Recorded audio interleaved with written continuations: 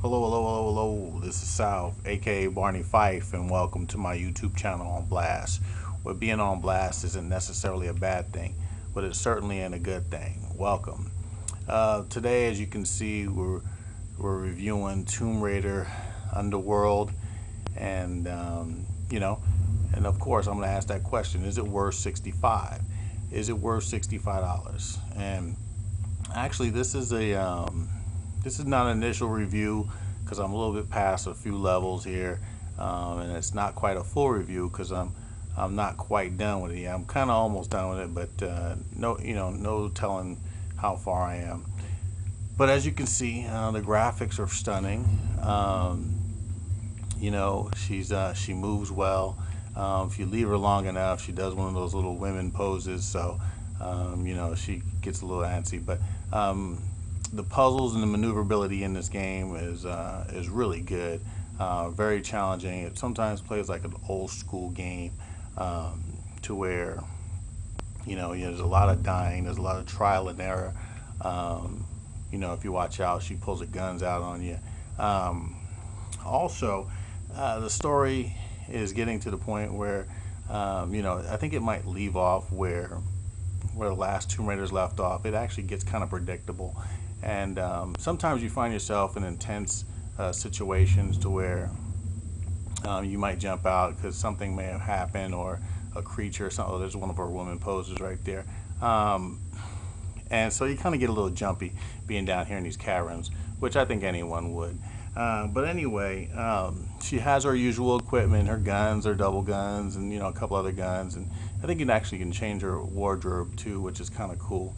And a lot of times she gets dirty and etc. etc. And sometimes you catch yourself looking at Laura a little more than you probably should. But anyway, I'm kind of make this short because there's really not much to the game because you pretty much know what to expect from Tomb Raider. And what happens is a couple things I want to talk about. Some of the negatives now. You find yourself in a situation where the controls are kind of clumsy, doing certain things. You can't really. You're supposed to be able to jump, like you're supposed to be able to do like wall jumps and stuff like that. But sometimes it just gets kind of sticky and everything like that. You can't really time them just right. Also, you'll find yourself in a situation where you'll kill some of these creatures and they'll die kind of funny. Like there's these lizards in the game that you shoot them. Sometimes they do a face plant and their tails are in the air and they look like cardboard cutouts. So just some weird things that go on like that. Another thing is, if you go off the beaten path, sometimes you find that the challenges aren't really that worth it. I mean, yeah, you get a couple of artifacts or whatever the case may be, unless you're like pretty much an achievement or a trophy junkie. Oh, did you see that? See, that's what I'm talking about. Oh, we'll get to that in a second. I don't even know where I'm at right now. Oh, that's great. I'm glad I got that on camera. Yeah, and now I'm getting to that. There's some weird camera angles in this game. You'll get a lot of blind spots. You will get a lot of blind leaps of faith. You'll be on something and find out you don't really know where you're going to go. You just hope that if you jump somewhere, she'll catch on or whatever the case may be. But oh wow, that's a good one. Look at that. Oh, see, and the camera will always somehow put you around Laura's breast somewhere. So it's kind of like a breast cam, I call it. But anyway, yeah, I have no idea where I'm at. Wow, this is on camera here.